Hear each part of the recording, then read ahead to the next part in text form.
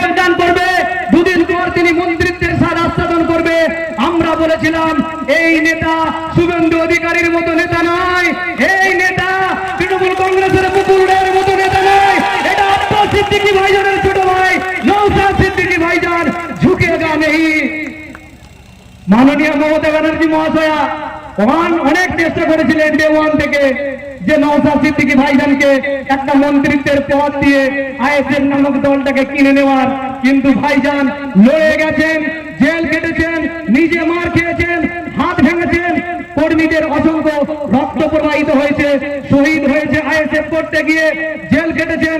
তারপরেও নওশাদ সিদ্দিকী ভাইজান আইএসএফ ছেড়ে তৃণমূলে যায়নি। নওশাদ ভাই হলো একটি ব্রান্ড, নওশাদ ভাই হলেন রাজনৈতিক আদর্শ। এই বাংলার যুব সমাজ যখন ড্রাগ অ্যাডিক্টেড হয়ে যাচ্ছিল, রাজনীতি বিমুখ হয়ে যাচ্ছিল, গুটি কয়েক নওজওয়ান যারা তারা রাজনীতি করছিল স্বার্থ সিদ্ধির জন্য, কর্মসংস্থান হয়নি, চাকরি হয়নি, চলো যে তৃণমূলের ঝান্ডা ধরি আর চুরি করে করে পকেট ভরি। সেই কালো মেঘ যখন বাংলার আকাশে, তখন নওশাদ ভাই বলল তোমাদেরকে রাজনীতি করতে হবে, কিন্তু সেই রাজনীতি চুরি করার জন্য নয়, সেই রাজনীতি মানুষ হত্যা করার জন্য নয়, সেই রাজনীতি লোকের ঘরে বুলডোজার চালানোর জন্য নয়। তোমরা রাজনীতি করো, পেন খাতা হাতে তুলে নাও আর মানুষের অধিকারের কথা বলো, ভিক্ষা নয় অধিকার চাই। এই দাবিতে এই বাংলার লাখো লাখো নওজওয়ানকে, ইয়াং জেনারেশনকে রাজনৈতিক মাঠে নিয়ে এসেছেন নওশাদ সিদ্দিকী ভাইজান।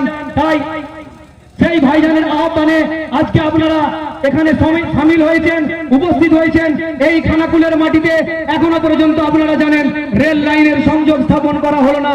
আপনাদেরকে আহ্বান করব, ভাইজান বন্যার সময় সর্বপ্রথম এসে ঘোষণা করে দিয়ে গেছিলেন খানাকুলে মাস্টার প্ল্যান চাই। এই দাবি আপনাদের আছে না নেই?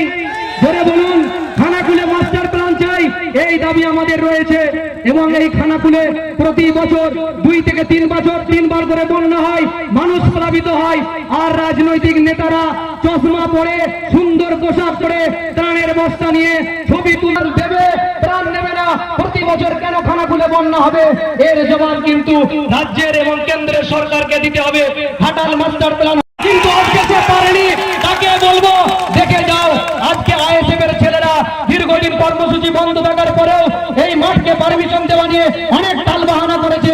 রাতের পর রাত ছেলেরা দাঁড়িয়ে থেকেছে, বুক চিতিয়ে বলেছে তোরা যদি প্রোগ্রাম করতে বন্ধ করে দিস, মাঠের পারমিশন না পেলেও রাস্তায় দাঁড়িয়ে নওশাদ সিদ্দিকী ভাইজান এই খানাকুলের মাটিতে প্রোগ্রাম করে যাবে।